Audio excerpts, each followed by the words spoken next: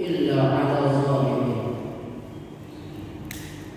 أشهد أن لا إله إلا الله وحده لا شريك له إياه نعبد وإياه نستعين وأشهد أن محمدا عبده ورسوله سيد الأنبياء والمرسلين اللهم صل وسلم وبارك على سيدنا محمد وعلى آله وصحبه أجمعين أما بعد. Yang sama-sama kita hormati dan kita cintai Ketua Masjid Al-Furqan, dan juga sama-sama kita hormati dan kita cintai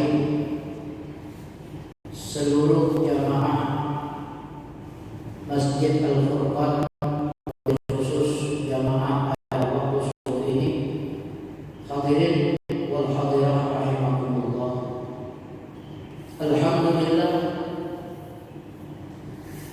Alhamdulillah kita sangat bersyukur kepada Allah Subhanahu wa taala di mana pada pagi hari ini kita bisa berkumpul bersama-sama untuk melaksanakan satu kewajiban dari Allah dan juga menjalankan satu sunnah dari Nabi Muhammad sallallahu alaihi wasallam, yaitu melaksanakan sholat subuh berjamaah.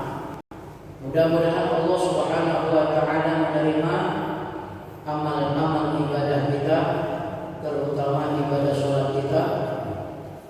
Shalawat serta salam tidak luput kita sampaikan kepada Nabi Muhammad SAW, karena dengan adanya kita bersolawat kepada Nabi Muhammad, maka kita pun insya Allah akan dekat untuk mencapai daripada syafaat Nabi Muhammad SAW. Karena seseorang itu nanti di akhirat akan mendapat syafaat Nabi Muhammad, dan mereka di akhirat akan dekat dengan Nabi Muhammad apabila mereka itu memperbanyak sholawat kepada Nabi Muhammad sallallahu alaihi wasallam. Hadirin jamaah salat subuh rahimakumullah. Alhamdulillah kita juga sekarang sudah berada di hari kedua, ya? Betul? Ya. Di hari kedua apa? Oh, kedua itu kedua. Kalau sahabat tahu di sini hari ketiga, hari keempat di sini kita tahu itu. Kita sekarang berada di hari kedua daripada bulan Muharram, dan juga hari kedua tahun baru Islam, yaitu 1443 Hijriah. Kita bersyukur kepada Allah di mana Allah Subhanahu wa taala memanjangkan umur kita, mensehatkan badan kita, memberikan rezeki kepada kita sehingga kita bisa untuk beribadah kepada Allah Subhanahu wa taala. Mudah-mudahan kita beribadah kepada Allah istiqomah dalam beribadah sampai akhir hayat kita, sehingga kita bisa mengucap la ilaha illallah, masuk ke dalam surga Allah Subhanahu wa taala. Hadirin jamaah rahimakumullah. Hijrah di masa Nabi Muhammad artinya adalah meninggalkan negeri Mekah, meninggalkan kota Mekah menuju kota Yasrib atau kota Madinah. Itu hijrah di masa Nabi Muhammad, di mana orang-orang Mekah saat itu menolak atas dakwahnya Nabi Muhammad. Saat itu orang-orang Mekah tidak peduli terhadap dakwahnya Nabi Muhammad.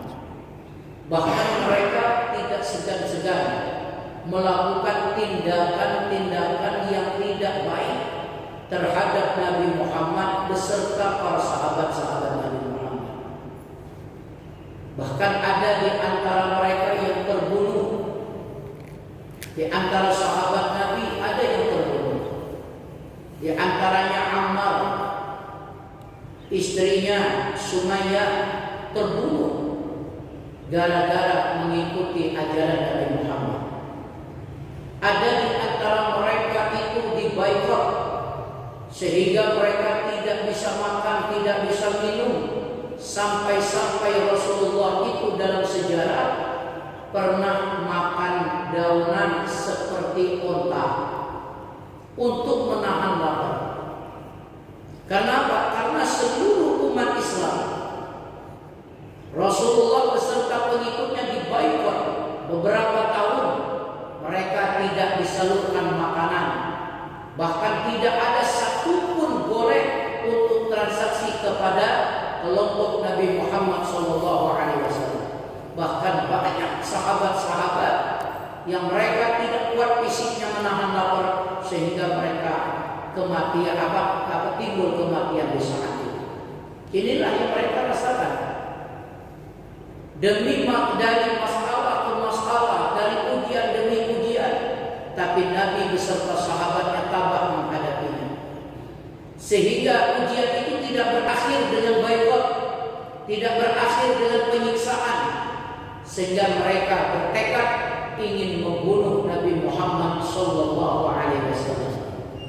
Maka dari itulah para sahabat-sahabat Nabi perintahkan mereka untuk hijrah ke kota Yasrib, ke kota Madinah, untuk menyelamatkan diri mereka.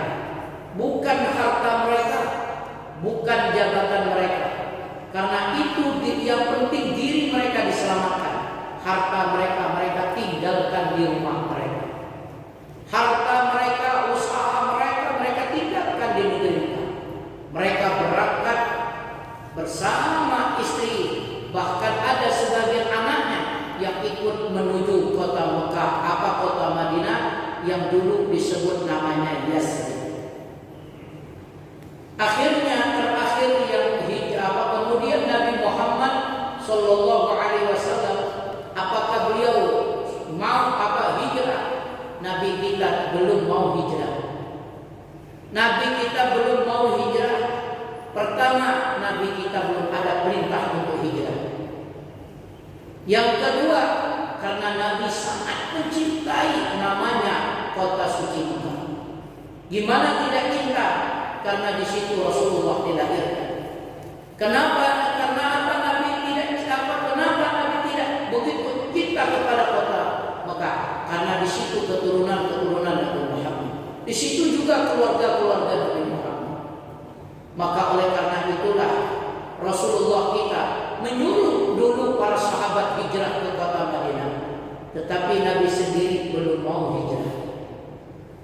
Di saat Nabi berada di kota Mekah, umat Islam sudah hijrah ke kota Madinah. Nah, timbullah siasat jahat orang kafir Quraisy terhadap Nabi Muhammad SAW. Apa siasatnya? Tidak lain ingin membunuh Nabi Muhammad SAW. Mereka ingin membunuh Nabi Muhammad. Mereka bingung. Akhirnya terjadilah musyawarah. Musyawarahnya di rumah kakek Nabi, di rumah Qusay bin Kilab, yang disebut dengan Darun Nadwah.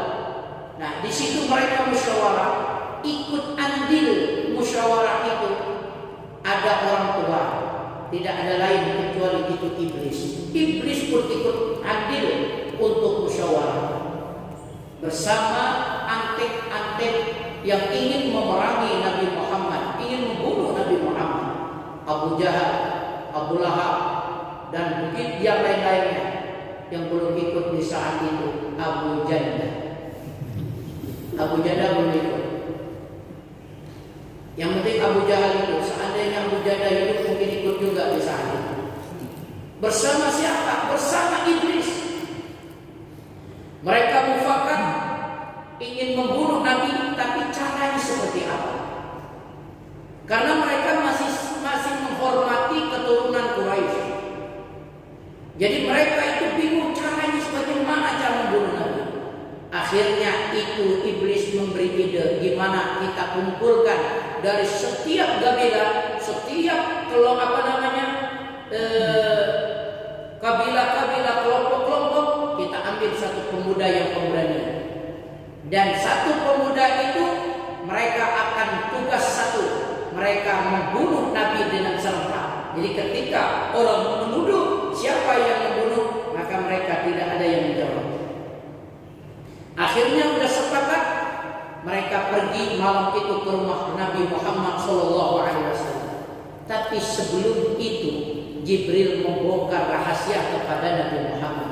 Ya Muhammad, pada malam hari ini kamu harus hijrah, karena ini sudah ada perintah dari Allah Subhanahu wa Ta'ala.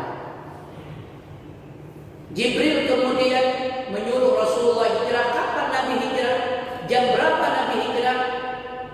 Nabi hijrah itu malam berangkatnya, cuma jamnya tidak tahu, karena di masa itu Ramadan jauh. Jam 1 atau jam 2 kira-kira Pak Ustaz apa? Nabi berangkat, mana aku tahu? Di zaman Nabi mana di jam? Ya kan? Jangan kita zaman Nabi ada jam. Yang penting pokoknya malam. Apakah di tengah malam, apakah di penghujung malam, wallahu a'lam. Atau di awal malam, wallahu a'lam. Yang penting malam. Akhirnya mereka sudah mengepung rumah Rasulullah. Pemuda-pemuda tersebut sudah mengepung rumah Rasulullah. Cuma becongnya, istilahnya becong, Abu Jahal pesan, jangan ada yang tertidur. Pokoknya harus dijaga, ketika Muhammad keluar, serempak dibunuh. Serang bersama, kata Abu Jahal. Ya sudah, kata mereka, siap jaga. Ketika keluar Rasulullah itu mau keluar, Rasulullah SAW membaca surah Yasin sampai kalimat la yubsirun. Nah ini mau diamalkan, silakan Pak. Baca ya Yasin dari awal. Yasin wal Qur'anil Hakim innaka laminal mursalin sampai kalimat la yubsirun. Nah itu aja. Nanti kalau pulang ke rumah kita berulang lagi. Berapa ayat? Hafal ya? Apa? Nabi ketika membaca ayat itu, padahal penjaganya itu tidak ada satupun yang ngantuk. Semuanya melek, semuanya melihat. Tapi Masya Allah, satupun di antara mereka tidak ada yang kelihatan Nabi, yang bisa melihat Nabi Muhammad. Rasulullah keluar rumah, mereka satupun walaupun di depan nggak tahu Nabi keluar. Kalau disebut orang bagi ilmu ngilang, ilmu apa? Ilmu hilang. Jadi kelihatan orang itu. Kalau amalkan. Saat keluar ada rahasia, silakan. Di sini ada yang polisi. Saat pada polisi, ku dengar Pak Ustaz, ku baca juga kelihatan. Jadi penting juga saat-saat ada tadi rahasia. Astagfirullah, ada rahasia. Yes, walaupun tapi yakin Pak, kalau tidak yakin lebih besar kelihatan polisi melihat kita daripada nanti. Jadi pas baca Yasin kelihatan dia kelihatan apa dia polisi kelihatan apa dia sebabnya sinnya lupa. Sinnya lupa. Yasin sampai di tengah depan polisi, trik. Ada apa Pak? Ada SIM? Bapak kelihatan? Oh kelihatan. Kelihatan apa itu? Kata polisi. Bapak kelihatan? Bapak tidak benar surah Yasin Pak. Apa maksudnya? Kata Bapak. Dan ngerti polisi itu. Ujung-ujungnya tangkap juga. Ya kan? Ditilang juga. Kenapa? Kelihatan. Itu modalnya satu. Kita kalau ingin beramal, yakin semuanya itu berdasarkan keyakinan. Kita contoh ya. Kalau kita sekarang dengan wabah yang ada, ya kan? Kalau kita berkeyakinan semua itu datangnya dari Allah, ya kan? Dan akan kembali dan yang menghilangkan Allah, yang menjaga itu Allah, tidak ada sedikit pun kekhawatiran. Tidak tergeser sedikit pun hatinya dengan penyakit, tidak ada rasa takut. Tetapi kalau keyakinannya kurang, itu yang menimbulkan rasa takut. Ketika takut itu mendalam, was-wasnya tinggi was-wasnya, akhirnya mereka tersendiri terdoktrin. Takut kalau kena, takut kalau kena, itu juga kena juga. Kenapa? Karena lemah keyakinan. Ini ada satu contoh. Ada kita punya sahib, punya kawan. Dia itu sudah diponis oleh dokter positif. Kalau yang misalnya masih reaktif mungkin ya, ini positif. Sudah jelas positif. Dia pun demam, pernapasan susah, positif. Akhirnya Ustadz Ali Wafa pergi ke rumahnya, menjenguknya. Ustadz Ali Wafa mau bersalaman, dia mau, Ustadz jangan Ustadz, saya lagi positif Ustadz. Kata Pak Ustadz, malah bukannya disalamin, dipeluk oleh Ustadz. Kalau Ustadz saya ini muridnya, dipeluk oleh Ustadz. Ustadz jangan Ustadz, nanti Ustadz sakit corona. Minallah. Itu semua dari Allah, kata Ustaz. Yang mengangkat penyakit ini Allah. Maka akhirnya apa yang terjadi? Masya Allah, tidak ada sakit sama sekali. Demam aja tidak, apalagi sakit. Kenapa? Karena keyakinan. Kalau seperti ini kita didokterin dengan takut, itulah yang akan menghancurkan keyakinan kita. Orang bila mana yakinnya itu tinggi, disitulah imunnya bisa tumbuh. Kalau keyakinannya sama Allah tinggi, imunnya terjaga, kesehatannya terjaga. Tapi kalau dia tidak percaya sama Allah, nah disitulah akan menurunkan imun kita. Jelas kan kita tahu? Jadi kita modalnya ada satu, Allah. Tapi kan kita butuh usaha, Pak Ustaz. Butuh betul kita pakai masker, itu usaha. Itu tidak salah dalam Islam. Kita menggunakan masker, misalnya kan kita menghindari perkumpulan. Kemudian kita mencuci tangan dan sebagainya. Itu memang bagus, itu progresnya itu bagus. Tetapi jangan sampai dengan ada protes seperti itu alasan kita tidak mau sholat berjamaah. Paham?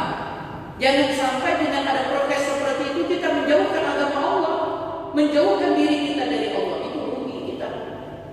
Kita rugi. Kenapa? Kalau kita mati, kita ini namanya penyakit, mau tidak ikut, mau apa, kena ya kena, mau tidak mau. Bapak di rumah dan keluar, ya Allah takdirkan kena. Dari mana? Ya istri bapak belanja di pasar. Dari istri bapak yang bisa menularkan penyakit tersebut. Dan mungkin bapak 10 tahun jauh dari istri dan mungkin. Minta maaf deh, takut nanti kita untuk sementara tidur terpisah. Dan mungkin bapak yang ngejar dulu. Kata istri, betul Pak, biar saya sendiri aja tidur. Kalau tahu tengah malam datang, jangan siapa. Nah, tidak mungkin. Makanya di situ kalau kita ingin betul-betul, yang terpenting kuatkan keyakinan kita sama Allah. Nah inilah Nabi kita Muhammad SAW. Ketika beliau berkeyakinan kuat sama Allah, Allah yang melindung. La tahzan innallaha ma'ana. Allah melindung Nabi Muhammad SAW. Akhirnya Nabi Muhammad keluar. Satu pun tidak ada yang kelihatan kepada Nabi. Ketika Nabi Muhammad melihat mereka tidak kelihatan, mereka melihat. Nabi lihat gitu kan. Diambil Nabi tanah di depan rumahnya, diambil. Ditaruh Nabi setiap pemuda tadi sebelum Nabi berangkat ya, ditaruh pasir di atas kepalanya. Setelah selesai, baru Nabi kita lewat. Nah Pak ya, kalau Bapak yakin tadi, tapi satu catatannya, ketika polisi tidak kelihatan, jangan turun dari motor, langsung ambil pasir, sebaiknya dinaruhnya. Ini kan ikut Nabi ya, lalu anak Ustaz katanya, memang ikut itu, jangan seperti itu. Ujung-ujung kena gebuk benar. Kurang ajar beliau katanya. Paham? Nah, kita lihat lagi, kemudian Rasulullah SAW hijrah. Malam menjelang subuh, Rasulullah sampai di rumah Sayyidina Abu Bakar. Ketika Sayyidina Abu Bakar melihat Rasulullah datang, kaget. Sayyidina Abu Bakar kaget. Gimana tidak kaget kok begitu waktu Nabi datang? Ada apa ya Rasulullah? Ada apa wahai Rasulullah? Datang begini waktu, ada apa? Kata Nabi Muhammad, Abu Bakar, sekaranglah saat aku diperintahkan Allah untuk hijrah ke kota Madinah. Saatlah aku diperintahkan Allah untuk hijrah ke Yasrib. Cuma Abu Bakar ini cerdas orangnya. Kalau kita mungkin tidak paham ucapan Nabi tadi. Kata Sayyidina Abu Bakar, ya Rasulullah, mau ditemani atau tidak? Nah kalau mau ya silakan kata Nabi. Kalau tidak ya biar kita sendiri berangkat. Begitu, karena orang-orang sudah mau membunuh kita kata Nabi Muhammad. Akhirnya Sayyidina Abu Bakar menyuruh Asma, putrinya, kakak daripada Aisyah radhiyallahu anha. Kata Abu Bakar, Asma, persiapkan kami. Besok pagi kami akan berangkat. Akhirnya Asma memberi persiapan apa segala macam. Asma itu dia punya tali, kan kalau perempuan itu ada tali pengikat pinggang, itu dilepas, dirobek untuk mengikat barang tadi. Akhirnya berangkatlah Rasulullah bersama Abu Bakar Siddiq radhiyallahu anhu. Ini perjuangan. Kalau kita mau kemana bro? Tiba-tiba datang begini. Rencana aku mau berangkat ke Jakarta. Oh kecil. Masa gurunya temani kan? Yo kawan pergi ke Jakarta, enggak sendiri bro, sendiri. Dia takut bro. Ada ancaman bro, bakal ditangkap bro di sini, maka harus ke Jakarta. Oh kalau begitu guru pergilah sendiri dulu. Oh dan dari sempurna jauhi. Memang. Memang macam itu. Akhirnya Sayyidina Abu Bakar sampailah, karena kita singkat cerita waktu itu. Sampailah Rasulullah bersama Sayyidina Abu Bakar di kota Yasrib atau yang kenal dulu sekarang Madinah. Ketika Nabi sampai di kota Madinah disambut oleh para orang-orang yang tadi, orang-orang Mekah yang berada di kota Madinah dan orang-orang Madinah itu. Nabi Muhammad SAW disambut dengan syair. Tala'al badru 'alaina min saniyatil wada wajaba syukru 'alaina. Mereka sambil membaca nasyid ini, dari anak, perempuan, bapak, muda, tua, hadir menyambut Nabi Muhammad SAW.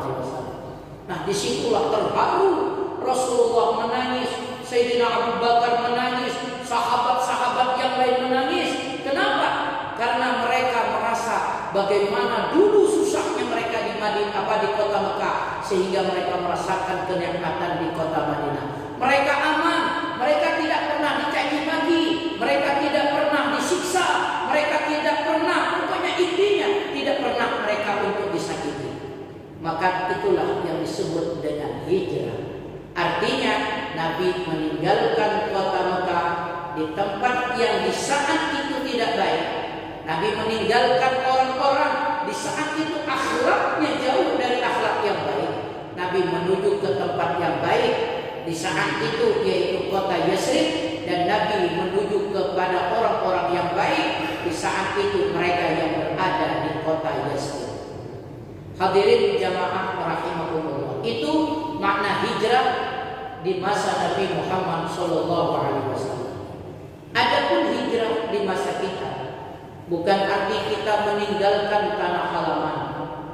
Mentang-mentang ada kisah hijrah ke Cemeh, besok pagi langsung ngomong kayak gini, Dek, kita harus hijrah.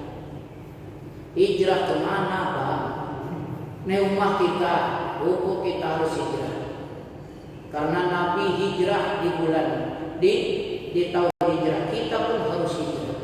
Akhirnya pindah rumah.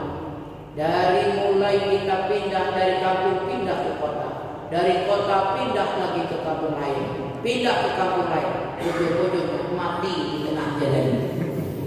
Itu bukan makna hijrah seperti itu, bukan itu nama makna hijrah.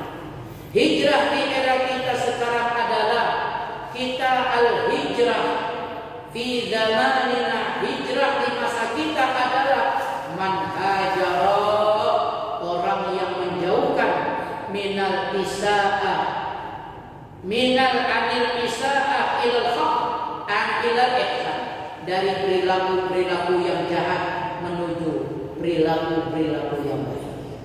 Tadi mungkin kita tidak mau untuk bersilaturahmi, sekarang kita tingkatkan silaturahmi kita. Mungkin kita selama ini jahat sama keluarga kita, ayo kita hubungkan hubungan keluarga kita. Mungkin selama ini kita putus hubungan keluarga, maka kita sambungkan hubungan keluarga kita. Itu hijrah fi zamanina. Kemudian hijrah fi zamanina artinya adalah hajara anil maksiyah ila ta'ah. Kita hijrah dari perbuatan maksiat untuk taat kepada Allah Subhanahu wa taala. Mungkin selama ini kita bergelimang dengan maksiat.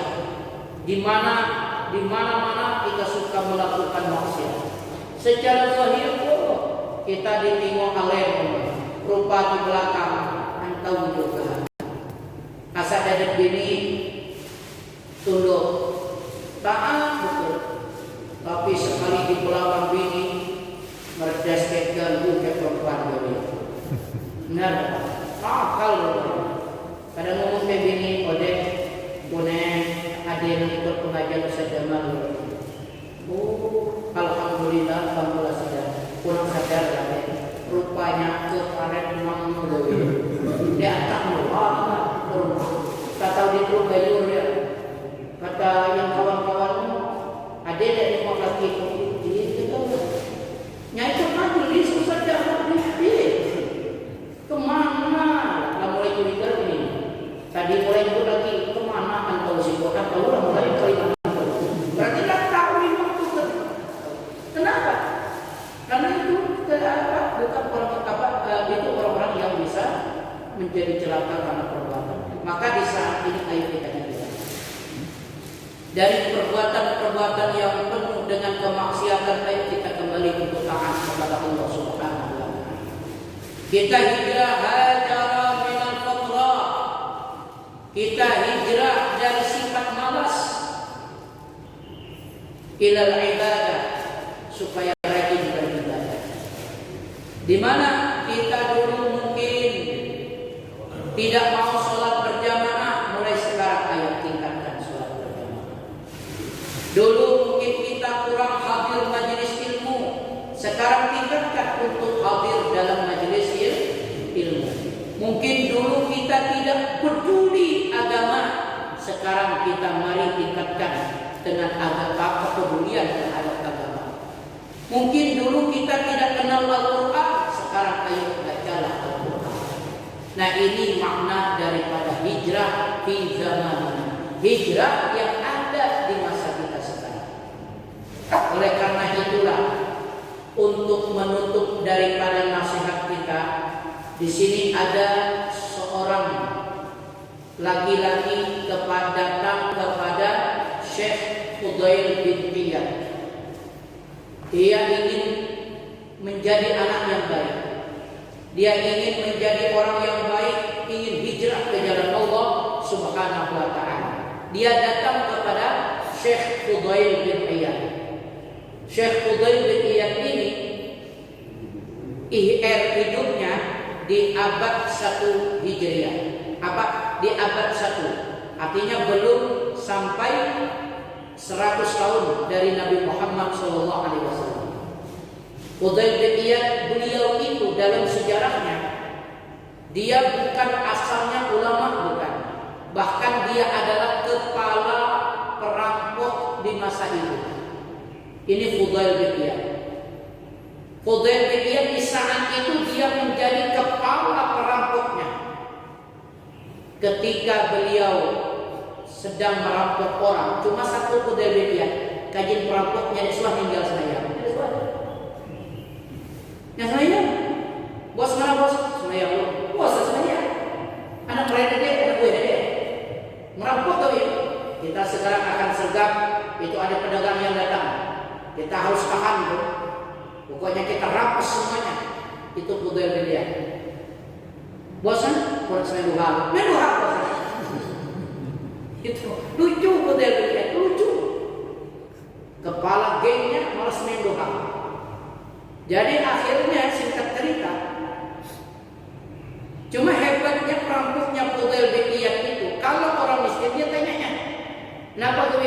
Udah apa tuh? Malah yang asal rampok diberi aja, bukan yang rampok diberinya. Siap dia, nah dia pulang, diberi.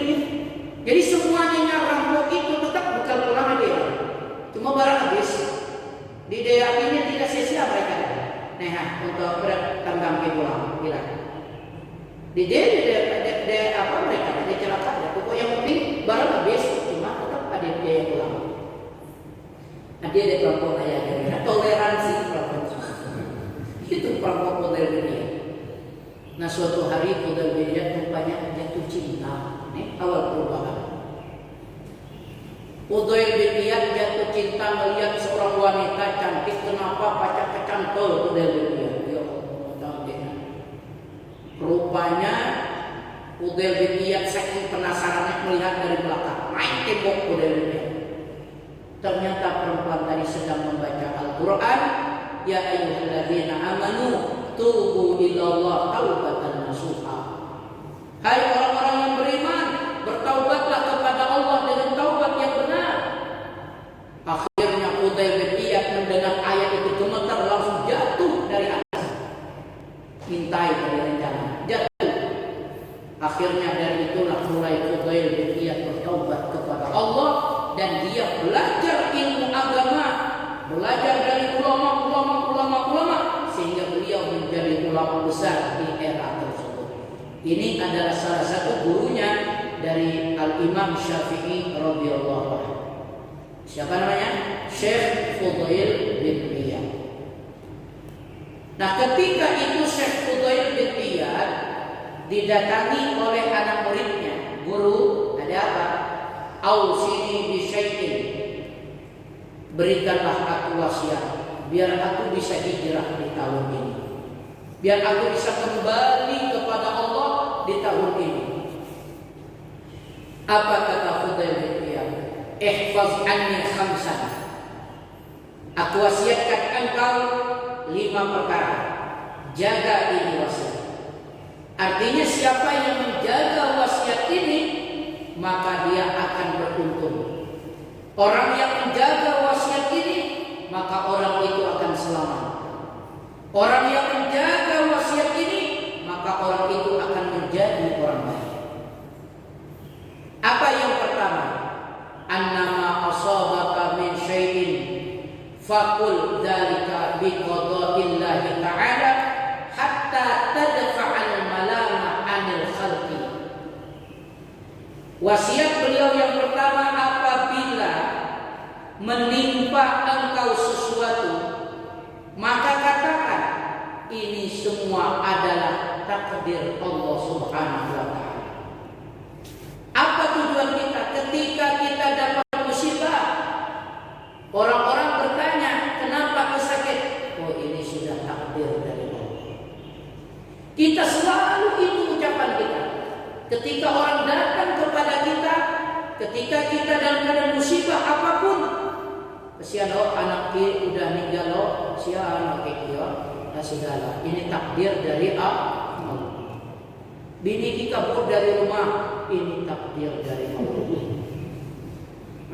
Bini ki selingkuh, ini sebagai takdir dan selingkuh, kan?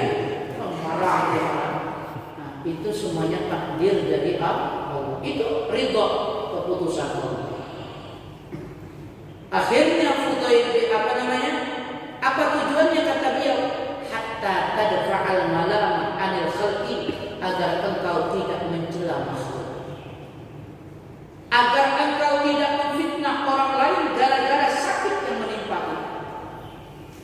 Nah, ketika sakit akan tolong gara-gara marinya, gara-gara bersalah pakai amal mari, lah ketahuinya batuk, hanya di masjid.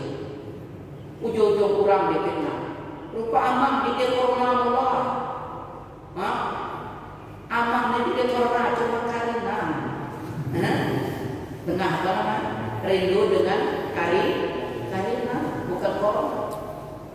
Kita tidak mudah mencela orang lain dengan sebab musibah yang datang kepada kita, betul? Maka kita ingat, semua itu sudah takdir Allah. Kita sakit, itu takdir dari Allah. Jadi kita tidak menuduh orang lain. Kita terkena musibah yang lain, menimpa anak kita meninggal, anak kita umpamanya kena penyakit hilang ingatan, kita juga tidak bersangka buruk kepada orang lain. Kalau tidak, pasti kita akan seperti itu. Benar? Kita mulai anak sakit kejang-kejang malam-malam, mata mulai merah. Kalian nanya, bawa ke atau dukun? Biasanya dukun secara masalah. Lah dukun kayak katanya anak yang dibunuh orang. Lah mulai prasangka, jangan-jangan tentang gabus gue, jangan-jangan kawan gue kemarin, jangan-jangan orang itu. Ini malah suka mencela memfitnah orang lain. Jelas tidak? Jadi kita tidak boleh. Apapun yang terpenting itu sudah takdir dari Allah. Nah, kemudian yang kedua, ihfaz lisanaka. Jaga lisanmu, kata dia. Jaga ucapanmu, sebab lian jua kullul khalqi minka, agar makhluk selamat daripada engkau. Wa anta tanju min adzabillah, dan engkau pun selamat dari azab Allah Subhanahu wa taala. Apa makna di sini? Apabila orang itu bisa menjaga lisannya, maka tidak ada makhluk Allah tersakiti dari ucapannya, sehingga mereka tidak membenci kita, dan kita pun terselamat daripada azab Allah. Kadang-kadang gara-gara lisan, banyak manusia itu Allah masukkan ke neraka, walaupun mereka ahli ibadah. Walaupun mereka itu ahli ibadah, ternyata masuk neraka. Kenapa? Sebab karena mereka tidak menjaga lisannya. Jadi hati-hati, kita punya mulut, lidah tidak bertulang, tajamnya tapi lebih tajam dari pedang, betul? Lidah tidak bertulang, tajamnya lebih tajam dari pedang. Dan bila orang itu terluka karena lisan, susah untuk disembuhkan. Tapi kalau terluka dengan pedang, masih ada harapan untuk sembuh. Paham tidak? Ini lisan. Hati-hati, jaga lisan kita. Jangan sampai kita itu memfitnah orang. Jangan sampai kita menghasut orang. Jangan sampai kita menggibah orang. Jangan sampai kita mencaci maki orang. Jangan sampai kita menuduh orang. Hati-hati, kita punya lisan. Karena ini yang banyak terjadi di era kita sekarang. Tapi alhamdulillah Ustaz aku jaga lisan. Kenapa? Karena aku disuruh dia ngomong. Tapi tangan bisa komentar tulis, macam-macam memfitnah. Ya sama dengan nilai lisan. Ngomong, tapi pacar tahu orang apa medsosnya, media sosialnya, dia buat WA, Facebook, pacar tahu orang ini. Dia usah boleh dengan orang cuma aku ngambil dari orang aku fotokopi, aku share beli, sama lah. sama itu memfitnah juga, sama itu provokator juga. Maka oleh karena itu kita jaga, kalau kita ingin selamat, jaga lisan kita. Jangan sampai hal-hal itu terjadi. Kita jaga lisan kita anil kadzib, jaga lisan kita dari berbohong, jaga lisan kita dari maksiat-maksiat kepada Allah Subhanahu wa taala. Kemana kita gunakan? Jadikan lisan untuk zikrullah, untuk berzikir kepada Allah, membaca Al-Quran, memuji Allah Subhanahu wa taala, bersalawat kepada Nabi Muhammad. Gunakan lisan. Nah, hadirin jamaah rahimakumullah. Ini yang kedua kita harus kita jaga. Kalau ingin selamat, apa yang pertama tadi? Apa yang pertama?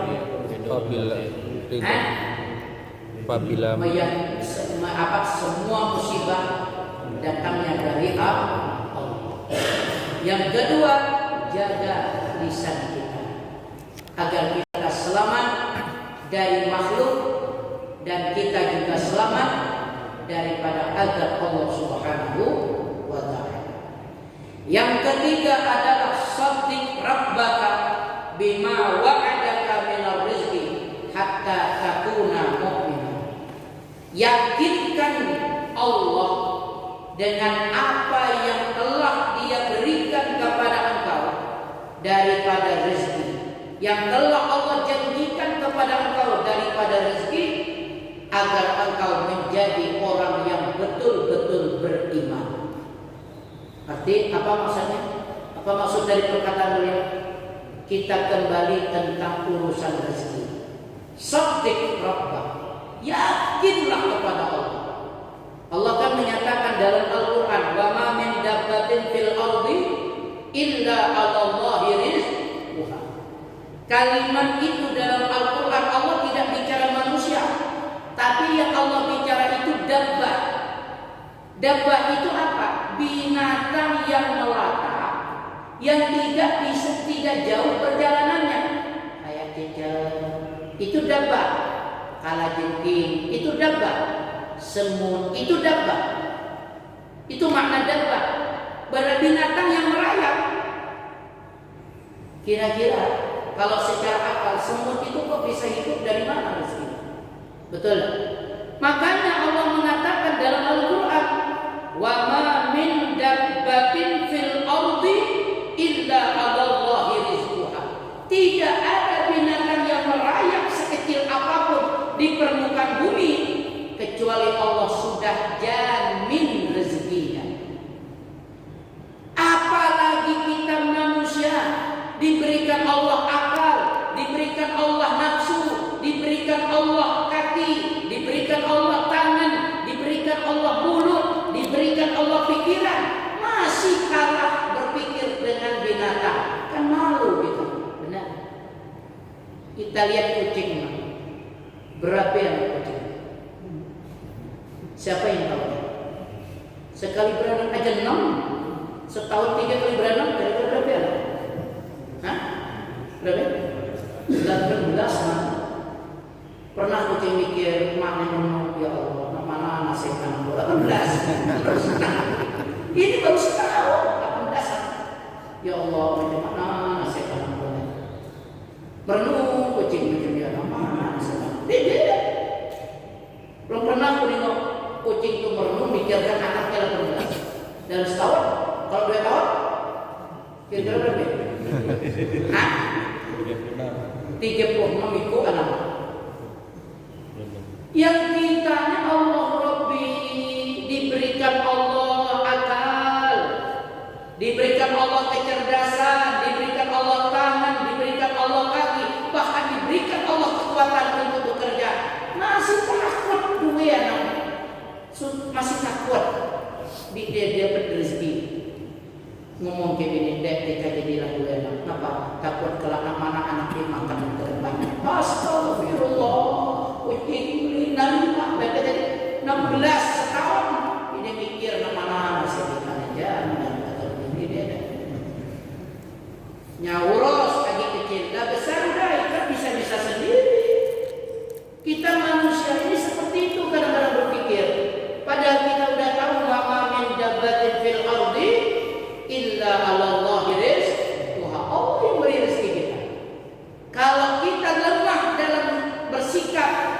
Seperti kucing tadi kita lemah misalnya, tidak bersikap seperti kucing, berarti di mana letak keimanan kita? Masih kuat iman kucing daripada iman kita tentang masalah rezeki. Makanya yang Allah tuntut kita tadi apa? Wa may yattaqillah yaj'al lahu makhraja wa yarzuqhu min haitsu la yahtasib. Apa yang Allah tuntut? Takwa, ibadah kepada Allah. Sesulit apapun problema yang kita hadapi akan dimudahkan Allah sebab kita takwa kepada Allah. Dan bahkan Allah akan berikan kita solusi yang terbaik untuk mencari rezeki yang halal. Jangan takut kita. Yang penting kita tetap keluar rumah, kata Nabi, seperti burung. Kita keluar dari rumah mencari rezeki, pulangnya dapat atau tidaknya, yang penting sorenya pulang. Kelak urusan itu, yang penting sorenya pulang. Umumnya dapat, berarti itu rezeki kita. Kalau tidak, berarti itu belum rezeki kita. Paham kira-kira? Nah, jadi mengkode tujuan nak malik Pak Ustaz misalnya, nak malik atau pulang dapat, apakah ini termasuk rezeki Pak Ustaz? Rezeki dari mana malik? Paham? Itu bukan rezeki. Nah, terus kalau waktunya berapa tadi? Tiga doang. Yang keempat adalah ista'idda lil maut hatta la tamuta zalina ghafir. Siapkan untuk kematian. Siapkan diri untuk kematian. Karena jangan sampai kita mati dalam keadaan tidak beramal. Hati lalai. Mulai sekarang persiapkan diri kita untuk ibadah kepada Allah Subhanahu wa taala. Di samping kita bekerja di pemerintahan, tetap kerjalah di pemerintah. Teman-teman penjelasan rezeki di pagi langsung minta dia pegawai. Salah. Tetap bekerja di pemerintah. Yang di PT Timah bekerjalah mereka sesuai dengan pekerjaan mereka. Tetapi ingat, kita bakal mati. Ingat, kita bakal mati. Sekaya apapun kita pasti mati. Kan ada lagu ya. Orang kaya. Siapa yang ngarang? Dari Solen. Gitu lah. Ada lagunya, yang kaya mati, yang miskin mati. Pejabat hati-hati. Jangan minta kita ngomong masa punya eselon 1 agi mati, tetap mati. Tidak usah. Malaikat yang memandang. Oh, kini jadi pemimpin untuk sementara, jangan dimatikan dulu. Mati. Kalau daun kematian kita sudah gugur, tetap mati kita sudah. Kata malaikat Israel, oke mati nih. Kalau malaikat kelaklah dulu, punya bini di mode mati itu mereka. Dia bisa ditoleransi. Dia baca di surga malaikat. Yang ada suatu terjadi di masa Nabi Sulaiman, malaikat sempat bingung. Israel itu sempat bingung. Kenapa? Karena ada satu orang, dia harus mati di tempat ini, tapi dia berada di tempat lain. Ini di masa Nabi Sulaiman. Ini contoh. Dia ini mau dimatikan di mentok, tapi dia masih di pengkapinan. Matilah, kata mereka, anak. Sedangkan dia berapa detik lagi kayak mati, berapa menit lagi kayak mati. Tapi ini orang masih ada di pengkapinan. Catatan di bukunya matinya harus di mentok. Kira-kira bingung deh mereka. Mereka bingung, mana nih? Ya Rob, gimana nih? Udah takdir begitu. Akhirnya apa? Ini orang datang kepada Nabi Sulaiman. Ya Nabi Allah Sulaiman, tolong bantu kunernya nak pulang ke kampung nak pulang ke mentok. Tolong kirimkan angin biar lebih cepat untuk mama urusannya. Nah, kata malaikat rupat nih jawaban. Malaikat sadar, rupat nih jawab. Sampai mentok, tinggal lari ke malaikat. Datanglah nasib kejot, kata malaikat. Habis mati. Itu kalau namanya takdir. Nah, pertanyaannya, siapkah kita untuk menghadapi kematian? Adakah amaliyah kita untuk menghadapi kematian? Adakah persiapan kita ketika di dalam kubur? Adakah persiapan kita ketika berjumpa di akhirat? Adakah persiapan kita ketika berada di hadapan Allah untuk mencari ridho ridhonya Allah Subhanahu wa taala. Aina amal, di mana amal ibadah kita? Maka mulai sekarang ayo beribadahlah kepada Allah. Yang tadi tidak mau baca Quran, bacalah Quran. Tadi yang tidak mau ibadah malam hari, ibadah. Tadi yang tidak mau sholat berjamaah, ayo sholatkan. Kenapa? Karena inilah bentuk-bentuk dari persiapan kita untuk menuju akhirat. Ya kan? Semuanya kita tinggalkan. Harta yang kita bangga-banggakan ditinggalkan sudah. Istri yang kita cintai, itu pasti kita tinggalkan. Anak-anak yang selalu menghibur kita, pasti kita tinggalkan. Saat kita sudah meninggal, istri kita menangis di hari pertama, merah matanya, tapi 7 hari berikutnya bibir yang merah. Ini yang kita takut tadi. Udah jatah orang Al-Furqan sudah. Ketua Masjid Al-Furqan. Nah kita ke terakhir ya, betul. Keberapa tadi sudah? Ya betul, terakhir ini kan. Kalau ada salah. Udzurillah katsiran haitsu ma kunta hatta takuna muhsinan min jami'i sayyi'at. Ingatlah kepada Allah dimanapun kamu berada, agar kamu terjaga daripada perbuatan maksiat.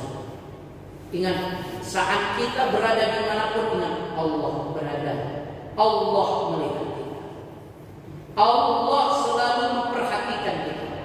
Maka dengan ada seperti itu, maka kita tidak akan mau berbuat maksiat kepada Allah Subhanahu wa taala.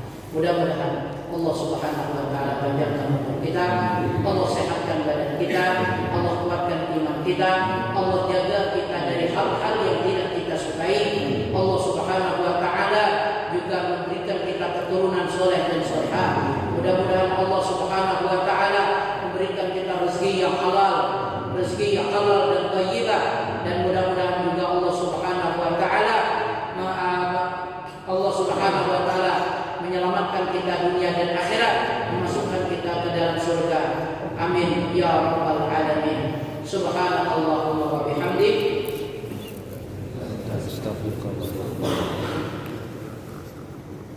Bismillahirrahmanirrahim. Allahumma fahmi ma lam tana wa zidna ilma warzuqna fahma. Sallallahu ala sayyidina Muhammad wa ala alihi wasallam. Alhamdulillah rabbil alamin. Thumma assalamu alaikum warahmatullahi